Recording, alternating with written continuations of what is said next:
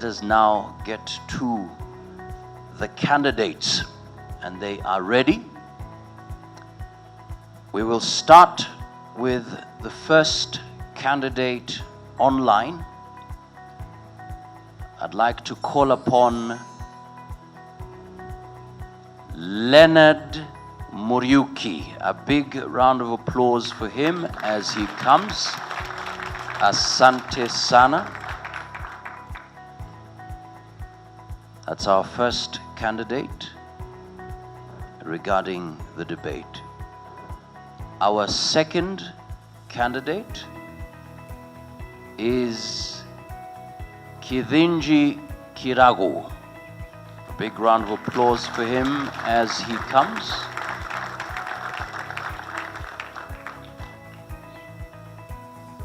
Our third candidate is Dr. Peter Njagi Kumantha. A big round of applause for him as he comes.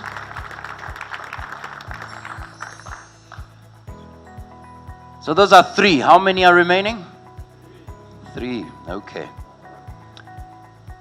So when I call upon and you see silence, just know nobody is coming. So the next one, of course, Martin Wambora.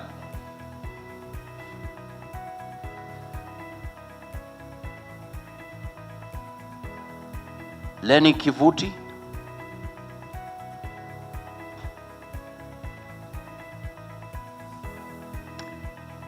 Cyrus Njiru. Clearly, we only have three candidates who have confirmed. A big round of applause for them. They have honored the invitation, and we want to celebrate you. Now, the rules are going to be very clear in the sense of how we will start. Each candidate will have 2 minutes to give us an opening remark, in the sense that we don't know who you are, so tell us who you are, your party, and why you are here.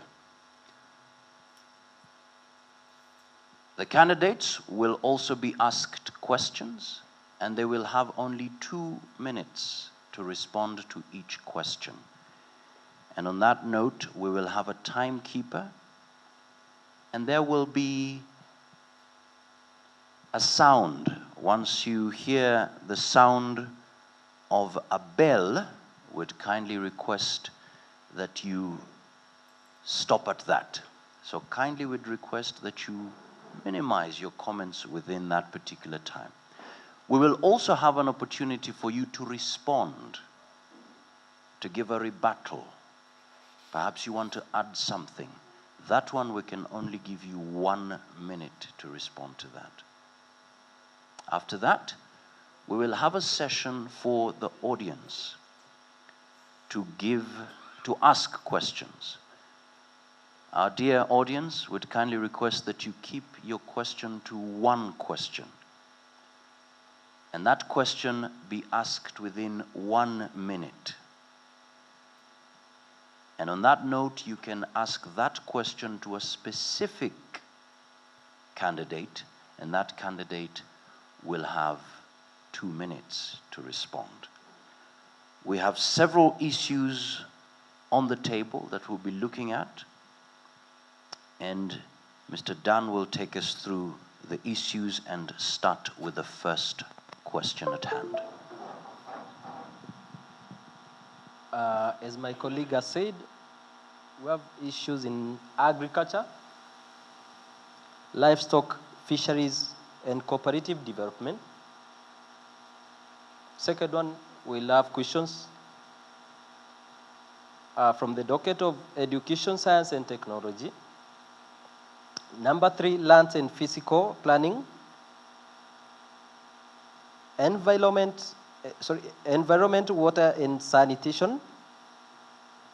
The next one will be roads, infrastructure, development, and transport. Finance and economic planning. The next one will be urban development and housing. public participation, trade development, and regulations. And the last one will be county health services. Maybe something that my colleague missed to say or to tell you, our audience today, is that we are free to communicate in either Kiswahili or English. We understand that our local television is here covering us, and we have viewers at homes who will be watching us. So it is good. We have a mix of the same. Is that okay? We'll start with the first candidate, Leonard Muriuki. Kindly introduce yourself in 2 minutes, starting now. Thank you, the moderators, the Council of Elders, the organizers, Kara, and the audience. Good afternoon.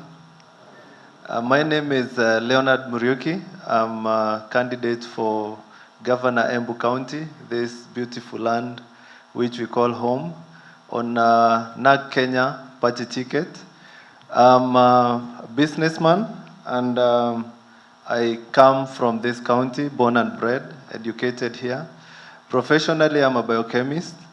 And why I want to be your governor basically is after experiencing most of the challenges you go through on a daily basis.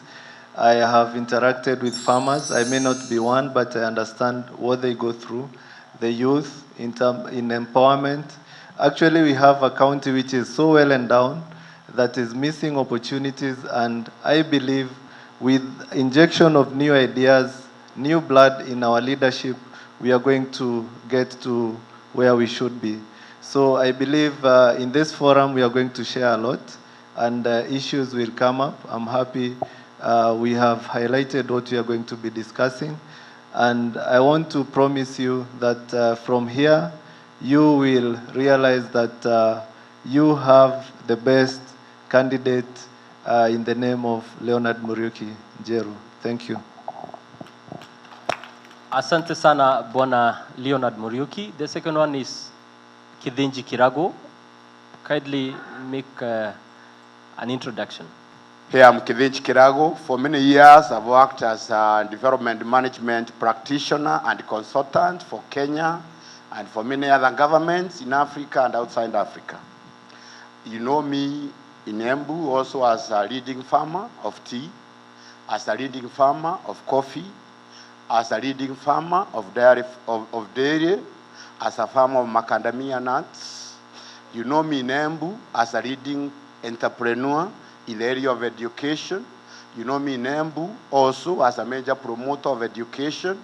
You know me in Embu as a major facilitator in matters of development. Many of you will recall when we got the county government, I did facilitate the Embu professionals and leaders to come together and have a new vision for Embu, to deliver Embu the promise of independence, the promise that we can end poverty, the promise that God has blessed Africans and Embu people as well as has blessed anybody else on this earth. That if there is poverty in this land, that if there is all this problem and desperation of our youth, it is not because we are not blessed. It is because we lack good leadership. That's why I want to be the governor of Embu County, to give the promise of independence of ending poverty, to remove the desperation that I see among our youth today, and also, very importantly today, to clean the mess that is Embu County government today. Thank you. Asante sana Bwana Kithinji Kirago. May you have a seat, please. Next is Dr. Njagi Komanda. Kindly introduce yourself. Thank you very much. My name is Dr. Peter Njagi Komanda.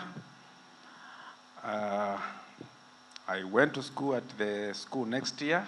I'm from Kangaro. I joined the University of Nairobi, where I studied medicine and surgery. I went back there and did my master's in medicine, specializing in psychiatry.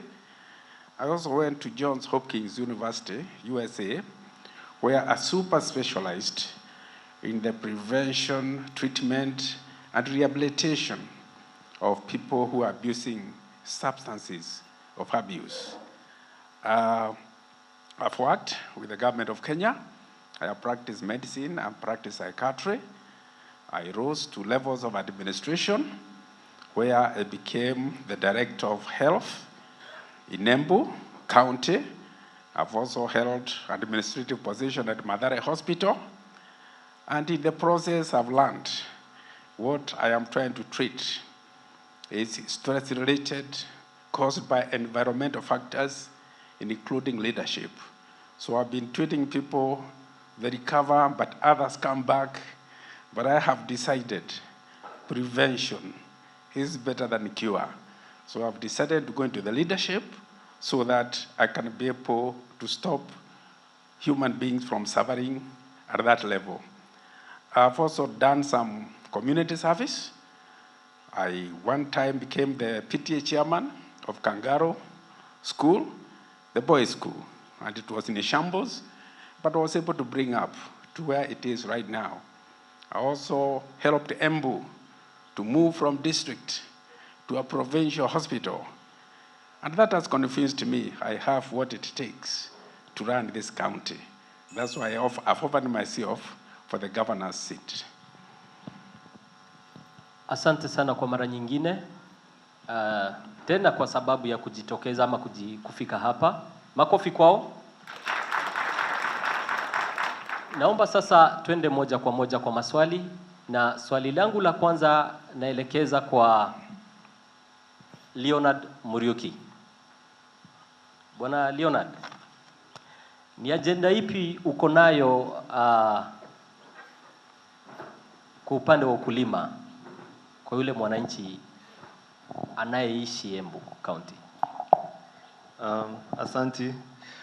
Kama vile mnavyojua, Embu County, katika Embu County ukulima ndio uti wa mgongo. Ajira nyingi Embu County iko kwa ukulima. Actually 80% wale watu wako hapa wako kwa hiyo sekta. Kwa hivyo niko na agenda nzuri sana kwa hiyo, kwa sababu ukiangalia ukulima kuna mambo mawili. Kwanza tuhakikishe mkulima ana ile ukulima wake anapata ile mazao ya kutosha. Hiyo ni optimizing production, na hiyo tutakuwa tunasaidia wakulima kuwapatia hizi farm implements, zile vitu wanaweza kutumia kuongeza mazao yao. Ndio tuhakikishe kwamba kama unalima kwa eka moja na inafaa kutoa gunia 20, unapata hizo gunia. Tutatumia extension officers vizuri ndio waweze kuelimisha wakulima njia za kisasa za kulima. Tusaidie wakulima kukutana na wakulima wengine waliojinufaisha kwa ukulima.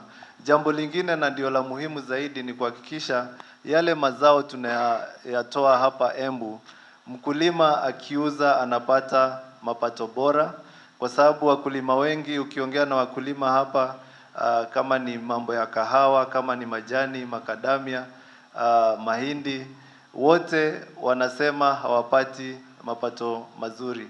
Kama ukienda kwa wakulima wa maembe, wanakuambia gunia moja inauzwa kwa shilingi 400, lakini ukienda supermarket ununue upate pakiti ya dried mangoes, unapata hata gram 200 inauzwa kwa shilingi 500. Kwa hivyo ile tunataka kufanya ni kuwatafutia soko wakulima na kuhakikisha wanapata mapato bora kwa mazao yao. Do you think there is a need to have policies so that we can bring on board our product to market? And if yes, ni gani? In my view, from what I've seen, what actually we need is good marketing. Yes, we need policy to ensure that farmers are protected. We need policies to protect farmers, especially from middlemen. Kama sasa wakulima wa ndizi wale watu wananunua ndizi Embu hata wajulikani, saa ingine wananunua wanapotea na pesa ya wakulima. Kwa hivyo ni vizuri tukue na zile policies ambazo zitawafanya wakulima wetu waweze kuwa wakiuzia mtu wanapata pato nzuri na mtu hawezi toroka na hizo pesa zao. Kwa hivyo kwa ukulima ni mambo mingi, na najua hapa tutashare manifesto yetu, lakini ile la muhimu ni kuhakikisha mkulima wetu anakuwa protected na anapata mapato bora kwa ile mazao yake. Asante sana. My next question goes to Bwana Kithinji Kiragu. As you said, you are a farmer, a tea and coffee farmer, and I appreciate that. I would like to know which plans do you have for Embu farmer? As indicated at the very beginning, poverty eradication is the core of my mission for Embu people. Agriculture is at the centerpiece of my entire program for Embu people. Agriculture, because as already been said, is the key thing that virtually every family, every household relies on, not just in Embu but in Kenya. Therefore, agriculture must be our starting point. As I've indicated in many fora, I would say that the first thing is to make sure that every household produces more and better than it produces at the moment. And I've already got in mind, very clear mind, that first, by intensifying dairy farming immediately, as I say, by getting Embu County people to do dairy farming, including dairy goat farming, like mad people, will start transforming agriculture in this county. Because the most critical problem in agriculture is inputs in terms of increased production. So we want every family to do better. We want tea production in the next 3 years to improve by 50%. We want coffee production in the next 3 years to improve for food. We want macadamia nuts to be planted in much larger numbers than they are at the moment. We want our mangoes to be of better quality than they are at the moment. On that basis, then also we have the opportunity to create value addition, to make use of the factories that we have. There is a coffee factory which has been built in Embu. Unless we produce more coffee, that coffee mill will never have enough coffee. We know that we can do better in terms of marketing our other agricultural produce like bananas and so forth.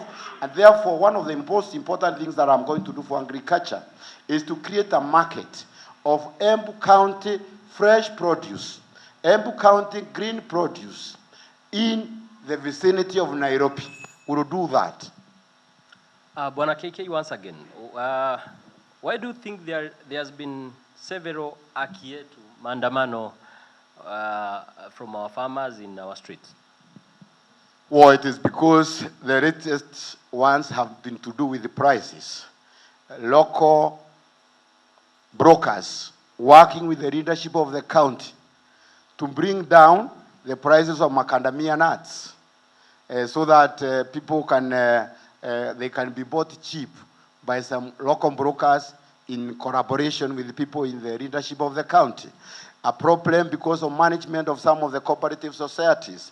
Therefore, some farmers there are getting as low as 30 shillings or 40 shillings, when other farmers are getting 100 and more than 100 shillings in places like Moroya and so forth. So that has been the problem, and that has to be addressed.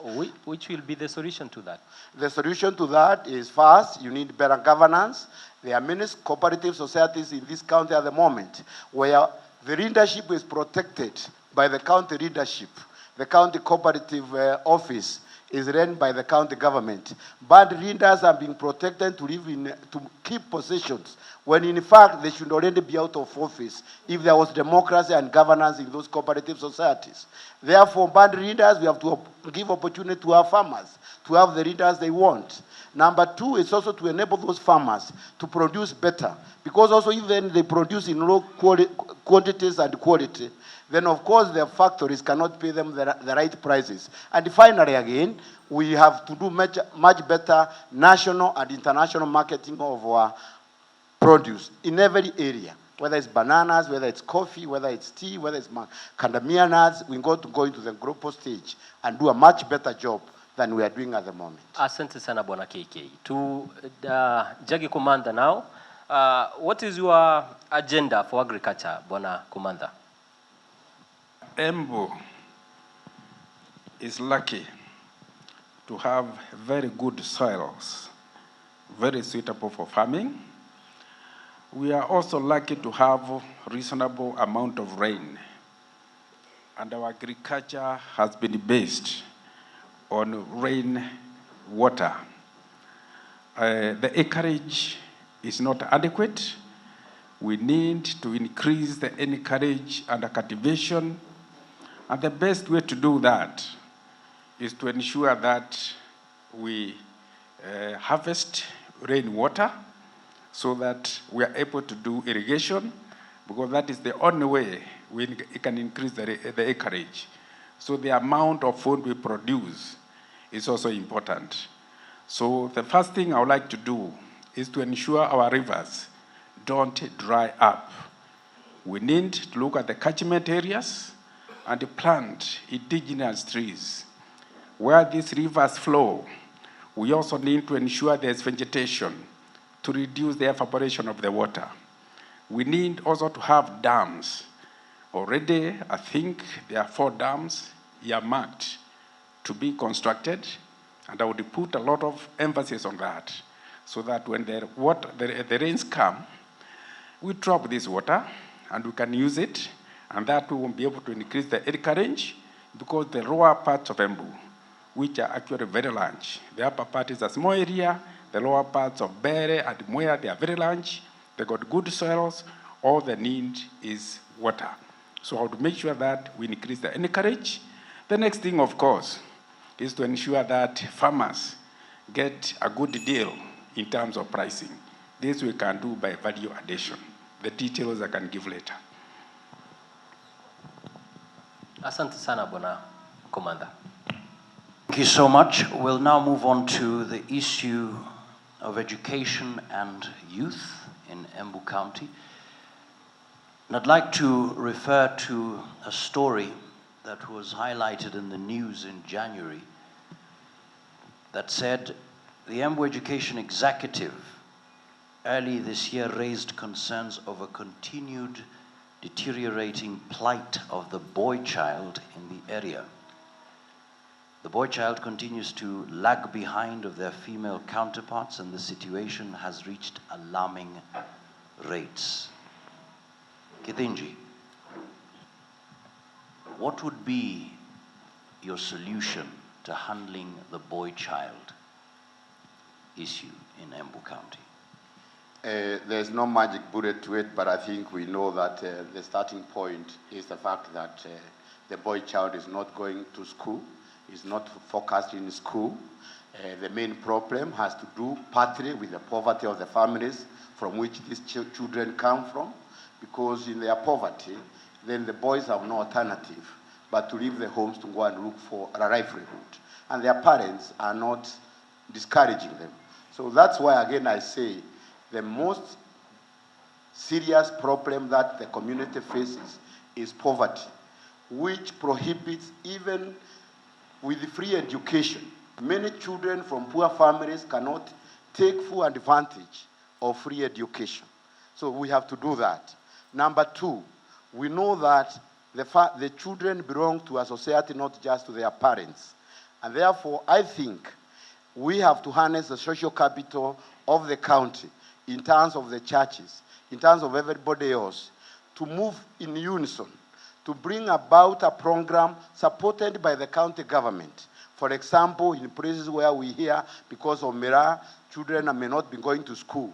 By working with the churches, we can bring the society to a point where it can address the problems of these children. It means something to do, for example, even giving them food, making sure that the children go to school, have food. Because if the child is not sure they will have food on going to school, they will not go to school that day. So those are issues which need to be addressed. We need also, within the schools themselves, to do a better mentorship program, or we can say apprenticeship for our teachers, to do a better job of getting the boy child interested in going to school.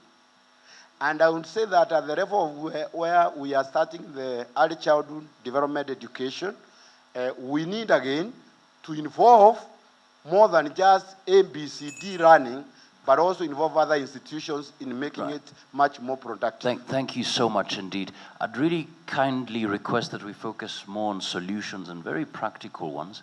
And this question goes to Leonard. The Daily Nation noted last October that school officials in Kiambere zone in Embu County raised the alarm over the high number of KCPE candidates who had dropped out of school to engage in child labor or get married. There was a worrying trend where students, especially those in upper primary school, regularly skipped school to engage in activities such as sand harvesting. So clearly we have a problem in terms of harnessing the youth energy. What would be your solution in handling that? Well, definitely it's a serious problem. It's actually a vicious circle, starting with poverty, with people not seeing solutions in education. Because we also have to ask ourselves, why would someone leave education? Yet it's one of the tools that has been found to be the best in eradicating poverty. So if those ahead of them are not getting jobs, and those harvesting sand seem to be doing better, then we have a problem, and that's the problem. We have a lot of unemployment. We have unemployed graduates. We have graduates who are actually harvesting sand. So it's very hard to convince someone who is in class 7, do your KCPE, go to high school, then come back to harvest sand together with a graduate. So the solution really lies in programs that, number one, ensure that the kids in school, the children who are going to school, are happy being in school. We have a system which focuses so much on academic performance, ignoring other talent. My administration will ensure that every ward has a talent center so that those people who are good in art can excel in school, and they won't have a reason to leave school to go and harvest sand. On unemployment, I have said that 50% of the government contracts will go to the youth, and this will ensure that if graduates in Kiambere, for example, are getting contracts to do the roads, to supply services and goods to the county government, then those in school will be motivated to achieve what they have achieved, at least to make it to the next level. So one, the practical solution is ensuring these children have real mentors out there who have made it through education. Okay, still focusing on education and youth, I'll come to you, Njagi. Recently, over 10,000 members of Embu County Youth Congress vowed that they will not be misused by politicians to cause chaos at political rallies. In fact, the chair said politicians take advantage of the youth during campaign period and forget them once they get into power. Please affirm to the youth why you should be the one they should vote for, and what is your promise to them? Leadership, the person who benefits from good leadership is the youth. These are the people who are trying to start their lives. They want to move on. Some of us have lived the better part of our life. So leadership is so to do with the youth. And the problem we have right now is that, first of all, the boy child has no role models because the fathers are not doing very well and the women have more or less taken over. So the girl child has got a role model. The boy child does not have a good role model. And I believe it is only the youth who can keep this country going. What I've done myself, I have decided to engage the youth in the running of this country. I don't have to run their affairs. They are going to run their own affairs. Mine is to guide them. My running mate is a youth, a lawyer, aged 31 years. And I believe if I put the youth there, he knows the youth affairs, and I can only guide them. That's why I think the youth should actually vote for me. I've recognized them. We are no longer talking about the youth of tomorrow. I am talking about the youth of today. With your permission, Mr. Moderator, let me say one or two things about the youth. I think you asked me a very narrow question, and I would like to expand a little and say that it is true. The problem of youth unemployment, the problem of desperation of the youth is one most important issue for this county and for this country. I think we got to make sure that the youth who finish education have jobs, have an opportunity to improve themselves. I think a more expanded and more intensive program of polytechnics, of vocational training, of giving youth skills outside the formal education is critical. I think a program, both county-wide and nationwide, of apprenticeship for the youth to be able to make practical use of those skills so that they can apply them to build this economy is critical.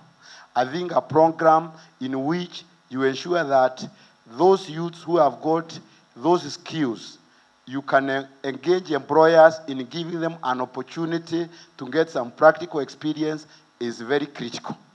And finally, to say that I think as we go with free education and so forth, it's going to be very important that we spotlight, we identify the youth from poor families so that actually they have a better opportunity than they have at the moment. The opportunities at the moment are too skewed to the elite who can bribe for their children to get jobs, because that is part of the problem. That even for the jobs which ordinary youth would get in the military, in police, in ECD teachers and so on, the elite is bribing to get their children. And the children from poor families, therefore, are totally discouraged. Thank you. Bona Leonard. Yes. I have a I would question like for you. to Okay. add something. You know, these issues require some time, and we are getting a very short time. I would also like to add that with cottage industries, we have room to create a lot of employment here. We don't have to export raw materials to other counties or countries, like our macadamia, our bananas, which can make wine. We have mangoes which can be processed. We also have a sorghum, which can be used in brewing. So there is a big opportunity in creating employment in Embu if we focus on cottage industries in Embu as a way of increasing opportunities for employment. We have milk which we can process. Of course, my administration will focus on exporting or selling finished products, that way ensuring that our youth get jobs within Embu.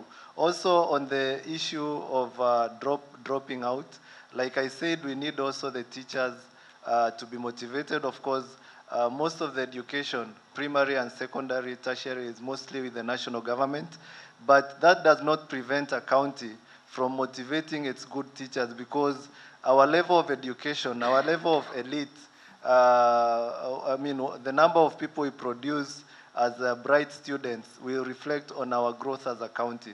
So we invest in motivational packages for best performing schools, best performing teachers, which is not being done now, and I think is a disaster in this county. So we have to really look so much on education in a bid to eradicate poverty in Embu.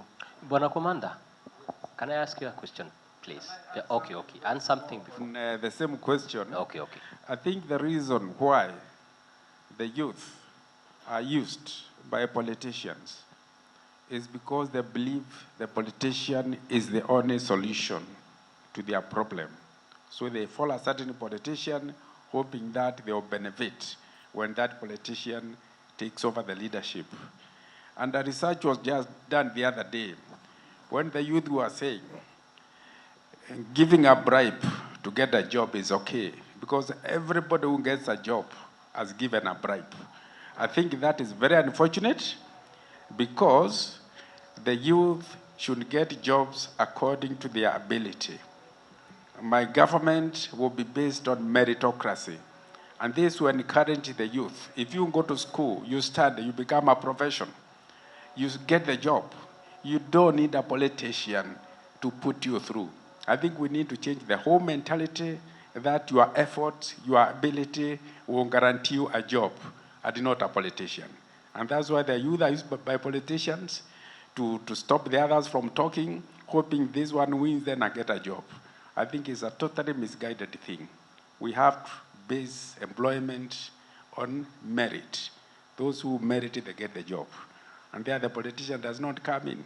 And the people vote with their heads, not with their stomach, or the drugs they have taken into their heads. Bwana Commander, apart from employment, what other opportunities can be put in place to benefit the youth? The opportunities are there. Actually, for us in Embu, Embu is not to be a land of plenty. We have enough for us all. It's a question of harnessing our resources. At the moment, the development funds have been going back to the treasury, not being put into use because of mismanagement. I believe if we manage our affairs well, our monies well, we shall be able to have work for everybody, either in the formal sector or in the informal sector. I think it's a question of managing our affairs, and there will be jobs for us all, and for all the youth. Asante sana. Let's now move on to another area, that is environment, water, and sanitation. Bwana Leonard, as we all know, water has been a problem in Embu County for quite some time now, and in 2013, the percentage of water in Embu homesteads was slightly 30%. Now my question is, what do you think should be done to connect domestic and irrigation water in this county? Yeah, first, the leadership must be willing to accept that there is a problem. That's why in my manifesto, I've indicated that in the first 100 days, we are going to audit homesteads that currently don't have water and the farms that need irrigation water. That is the beginning. Because some of those statistics actually could not be correct. The problem is actually worse. And we have sources of water. We have our dams, which we are not using we are not reticulating that water. We are not using that water for irrigation. So the first thing to do is ensure that our sources of water, one, are protected, and then this water is of benefit to the people. But of course, there are households which use a lot of water, and those ones you need to charge on an economic basis. Those which use a lot of water because they have big houses and so on, they need to help us to maintain the water systems. But the families with minimal use of water should have it for free because that is what is important for their livelihood. Asante sana. Kwa sasa tuna pokea maswali matatu kutoka kwa audience. Naona mmeinua mikono sana. Sijui nikiangazia gender, nichukue huyu mam, aulize swali moja, la pili kwako, na la tatu kwa yule aliinua akiwa wa kwanza. Alafu tutaendelea na maswali pia. Mam. Thank you very much, Mr. Makenge. My name is Sarah Madeigu Karigi, a county maendeleo ya wanawake leader. This is an observation, Mr. Mwakazi. None of the 6 gubernatorial candidates picked a woman for running mate in Embu County. Is it because women have not been learned, or is it because traditionally women have no place in a county or in a tradition? Thank you so much. Collection, tunapanga na kapunda. Kapunda ni ketu. Yeah, we have been trying to do that work for a while. It's called a CBO. So, can we get a plant to recycle degradable and degradable waste? The other question is about an ICT center. diocese center, all the data, all the problem can be solved under data. Only that. Thank you. My name is Peter Mushangi Ireri. I'm the chairperson of Embu County Urban Forum. And my question is actually urban focused. We know that the world is fast urbanizing, and Kenya is no exception. Neither is Embu County an exception.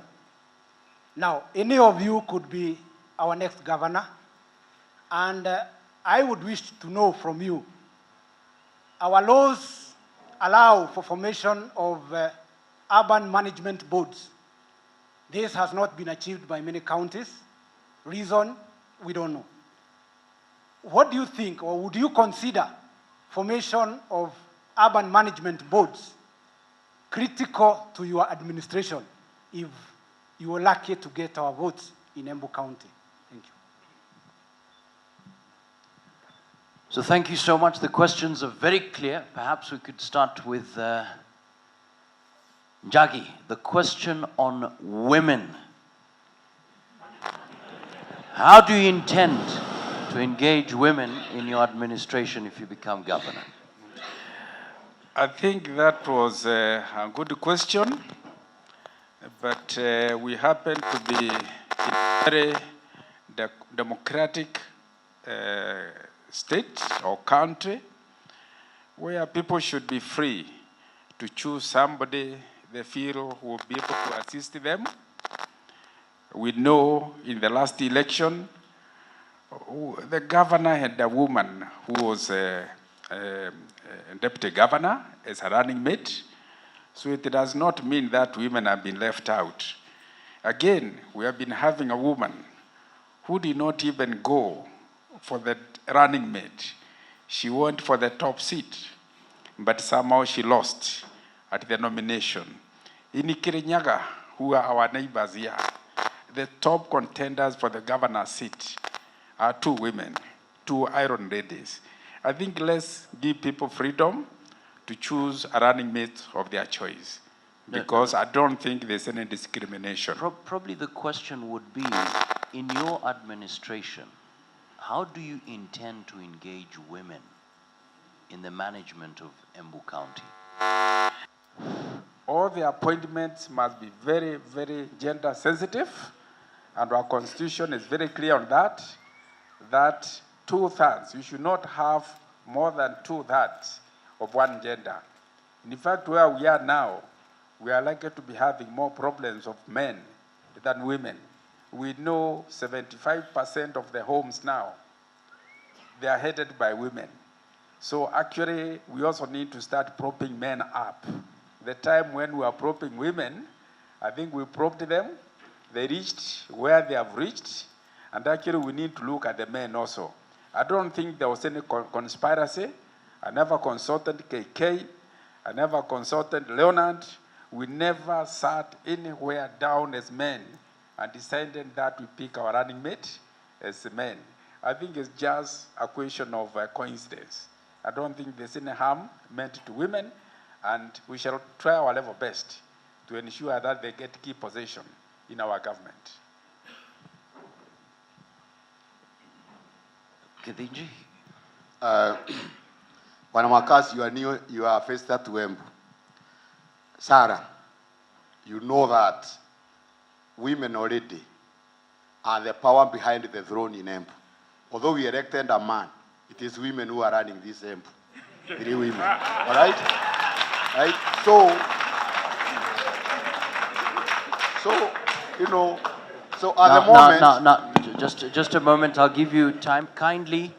I'd kindly request the audience to please observe the rules. Yes. That we are not supposed to clap within this particular session till the very end. Thank you so much. Okay, Kithinji, your 2 minutes begin again. So what Embu County needs is protection from an unholy trinity of women.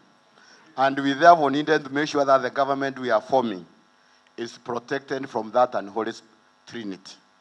And if I can answer the other question about CBOs and recycling and the urban, shall I answer the 3 questions quickly? Right?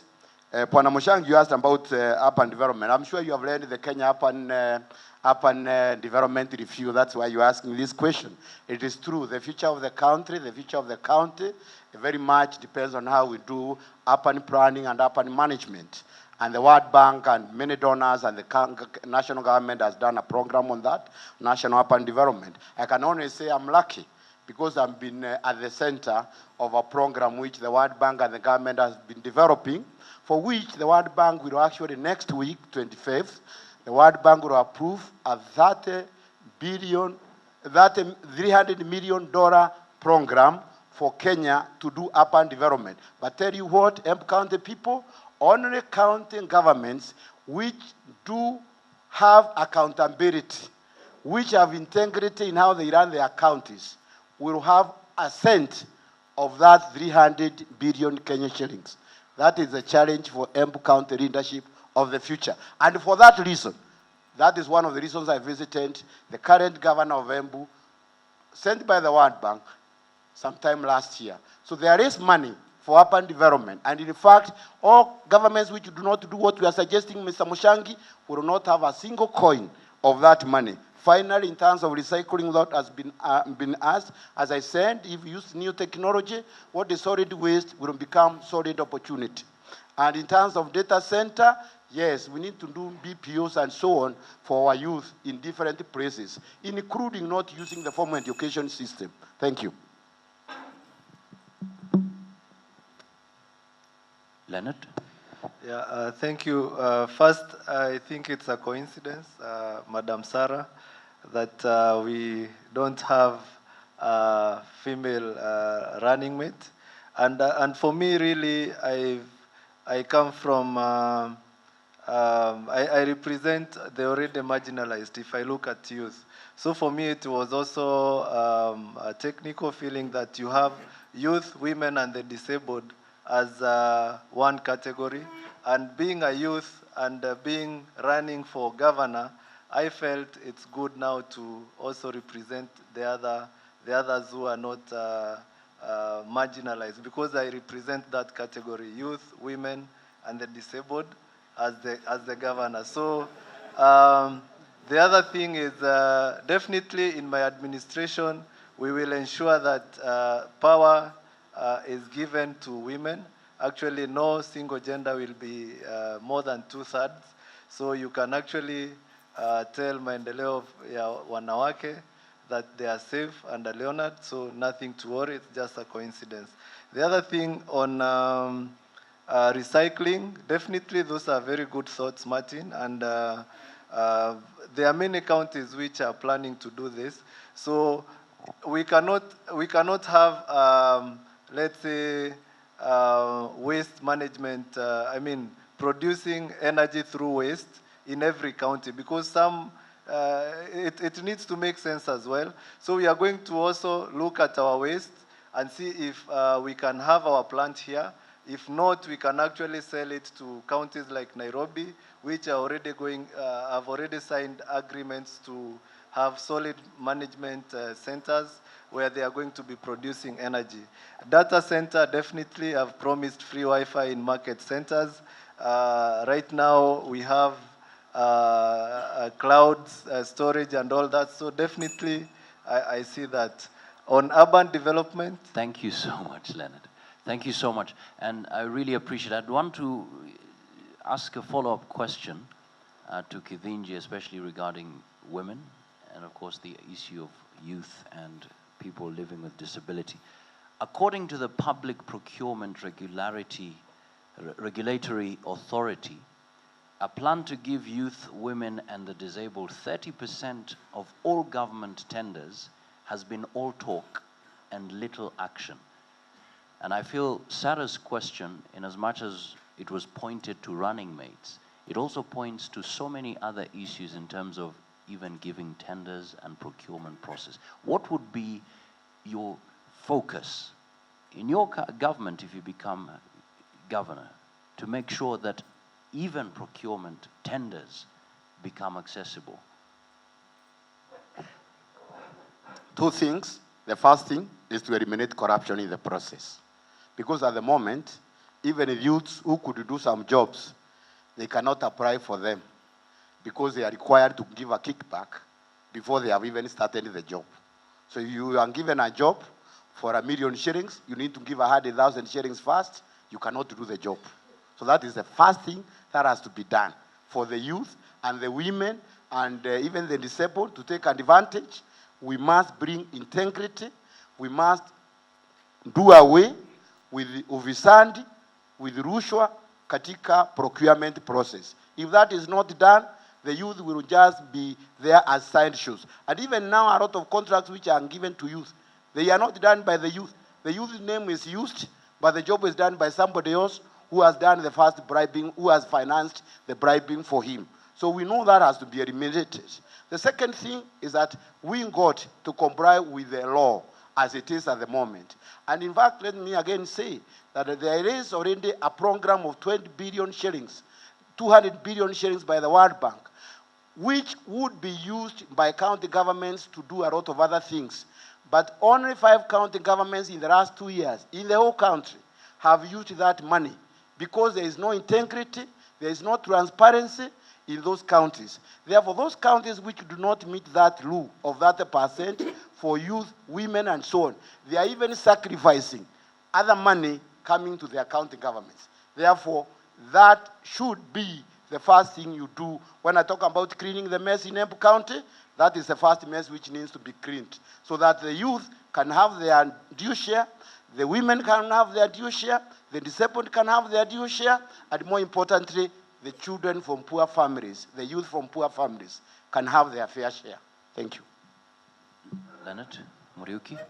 Touching on me, I really need to add very quickly. Definitely corruption is an issue. I've actually promised 50%, not 30%, because it's doable. The law only sets a lower limit. We can even give 100% to the youth. But of course, other members of society are also important. When I say maybe I'll use the disadvantaged being the youth, women, and the disabled. One thing that I've promised to do is ensure that tenders are restricted by ward. So this will actually ensure that the youth in a particular ward, if it's a project for that ward, they get it in that ward. I've actually promised millionaires in every ward. That's what I want to be gauged by after 5 years. And I do proper empowerment. There is no point of giving someone a contract they are not able to do. There is no need of advertising a tender, calling it a youth tender, yet the youth or women or the disabled will not be capable. So in our polytechnics, under my administration, we are going to have wealth management, wealth creation and management as a key and compulsory course, even for Mama Mboga, as we move away from doing business for daily bread to doing business with a vision to grow, and giving these tenders now to these people who already know that I'm starting from 300,000 shillings tender, aiming for a 10 million tender. The other thing, of course, is to ensure that we involve banks, we involve other equipment owners, so that when you are giving a tender to a youth, you are also giving undertaking to these people to do business with the young people, because that is the role of empowerment. Empowerment means you get someone from a position of not being able to a position of being able. And there is a process to that, which I've really outlined in my manifesto, giving undertaking so that people can actually even lend to a youth who has nothing in the expectation that the county will pay them. Right, thank you so much. Now that the issue of corruption has been brought up, this question goes to Njagi. In fact, according to the Ethics and Anti-Corruption Commission, there was actually a report in March. The Embu County government last year rubbished a report by the Ethics and Anti-Corruption Commission, ranking it as second in graft index in the country. So already we've been, as Embu County, in bad books. When you become governor, what are the practical steps you're going to take to clear? To fight corruption. Exactly.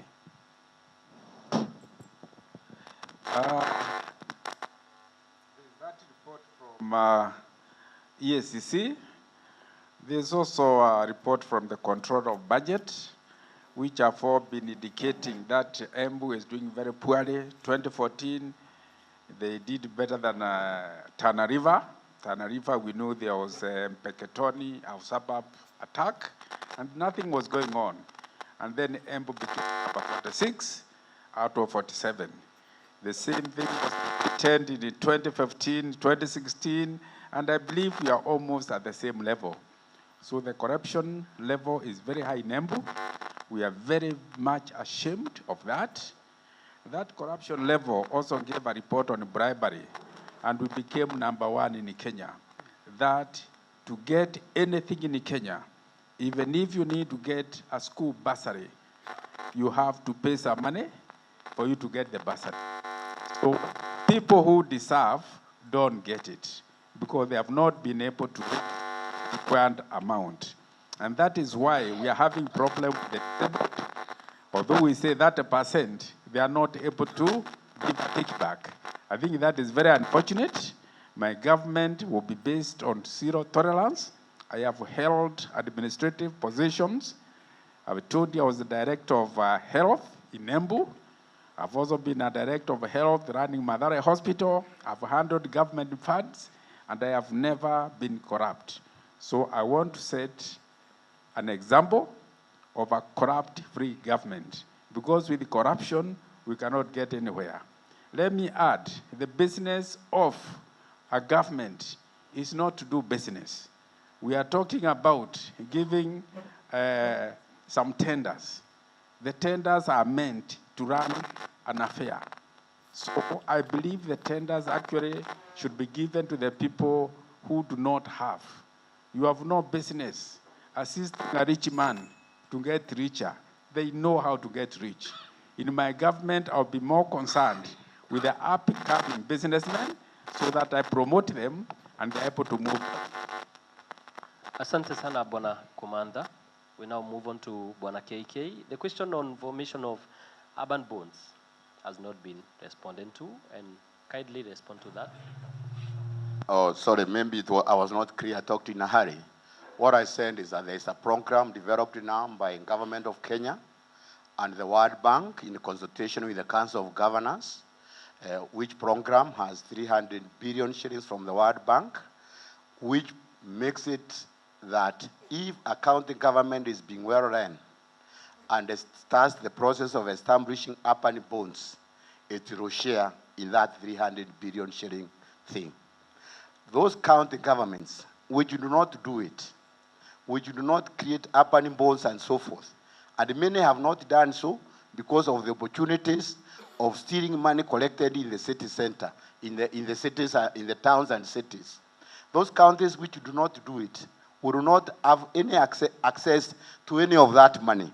So I would say that there is a very clear incentive for county governments everywhere. Any county government which is run by a serious governor is going to establish urban bonds because there will be money for it in billions to invest in the urban centers. I would just want to say one thing in addition to what Mr. Njagi has said about corruption. The first thing which the next governor of Embu County needs to do is to clean the mess of corruption in this county government. And the only way you start is by breaking down the corruption networks, which have been deliberately developed and institutionalized, put in place by the current leadership of the county government. Embu money is not being stolen or lost by chance. It is being stolen through deliberate action, talking about urban bonds. Most of the money collected in this town does not end up in the exchequer or in the bank account of the county government. It ends up in somebody's residence, in some other people's pockets. That is the beginning of developing even a viable urban bond. So those are issues which really need to be addressed. Yes, Bwana Leonard. Yes, on urban management boards, yes, Bwana Mushangi will set up, and not just for the sake of it, but empowered boards that will also be involved in planning and approvals. Because the reason you asked a very good question, you don't know why, because it actually makes sense to do it. And it's because the current administration, and it's actually many counties, they want to keep secrets, because when you have secrets, then you have room to keep stealing from the public. But I will have empowered boards that will actually be also involved in setting up rates and approvals, like I said, so that we plan for this city, because we are talking of a few residents now in Embu. It's projected to reach millions in the next few years, so we have to be prepared for that. Corruption is a big issue. Bwana Mokazi, you asked about it. And I think actually in this county, corruption is a department that has targets, and that's why we are number 2. And this is really sad. So my administration definitely will have very practical ways of dealing with corruption, starting with our revenue collection. I've said even where we have cess points, we are going to have CCTV, solar-controlled CCTV cameras. We are going to have zero cash in my administration. By October, we will have a bank as a partner that any citizen can actually know how much we collected on by the 30th of every month. Daily, you can actually see what we are collecting, and we'll be accounting for monies that you are aware of. Of course, a lot of corruption in the tender system. There was a joke about Lipa Kama tender just the other day. Our tenders will be awarded within 2 weeks, very promptly, so that we eliminate, when you create delays, then you create room for corruption. When we advertise, we evaluate immediately after opening, and we award within 2 weeks, leaving no room for our officials to engage in fishy business. Bwana Leonard, why do you think installing CCTVs will help in curbing those vices other than using other ways to fight corruption? The simplest way to fight corruption is have a memo, which is always done. I think if you go to every government office, the first board they put is, this is a corruption-free zone, but we know that doesn't work. What we know works is institutions. And because we are coming from a very needy position, we have people who thrive in corruption. So the monitoring is actually very important. And I have a case example because I've worked with many county governments in policy formulation, especially in health, where collection at a district hospital in Kakamega County went up by 10 times by installing CCTV cameras at the cashier's desk. So this actually works. When someone knows they are being watched, if they are supposed to collect 100 shillings, they collect 100 shillings, not 50 bob, and then give a receipt. People actually have their own receipt. So yes, Makenge, when you're talking of sand in Kiambere, and there is an officer who is collecting, we need to make sure that that road is good so that sand is affordable and the farmer gets good, the sand harvester gets good money. And the only way is to ensure that what we collect gets to the county. Yes, we will have solar-powered CCTV cameras at the cess point so that every lorry that moves out with sand pays the correct amount. Thank you. Asante sana. Bwana KK, what agenda do you have for roads infrastructure development and transport? Roads are very important for any development to take place on a sustainable basis. What I can say is that we have enough money under the county government. If we dedicated 20%, which is $1 billion shillings every year, to doing the roads in our countryside, even roads which you think will not be tarmacked, which you are not dreaming of tarmacking today, will be tarmacked. And therefore, it is clear that especially the roads which connect the wards and the constituencies, those which are not in the national government program should be tarmacked as soon as yesterday, to the extent that the money will be available. And I think it will be a question of priorities by different constituencies, by different wards, what roads they need to be tarmacked and which ones do not need to be tarmacked. But let me say again, it is not like we have not used a lot of money on roads. The problem has been to use a lot of money on roads, and again, even the women in the village know. You go to the women in the village, they tell you our road was supposedly marramed, but only 3 lorries of marram were poured on that road. And then we were told the road has been marramed, and even a big signpost was put to say that a road has been marramed. But the marram was only 5 lorries, but obviously the road needed 200 lorries to marram it. You ask yourself, where did the other 108 lorries of marram go? So the biggest problem for our roads at the moment, if you use just the current budget for roads that the county government is using, you would tarmac a lot of roads, and virtually our roads would be marramed. But at the moment, you know, only 1/5 at most of that money goes to actual work. The rest of money is put into the pockets of some women and some men, a few of them. Asante sana Bwana KK. To Commander now. The Embu Ring Road had some issues, some vurutano between the national and the county government. Yeah? Am I clear? I'm saying the county ring road, the Embu County Ring Road, yeah, and some issues between the county government and the national government, where the county had begun to tarmac the road, and later on, the construction stopped. Yeah. Now, do you think it was fair for the county government to be stopped from its construction? This is an area I've been very much involved. I'm actually a chairman of an elders council called Mwariema Council of Elders, and we have been looking at some of the issues which affect the welfare of Embu residents negatively. The ring road is classified as a national government road.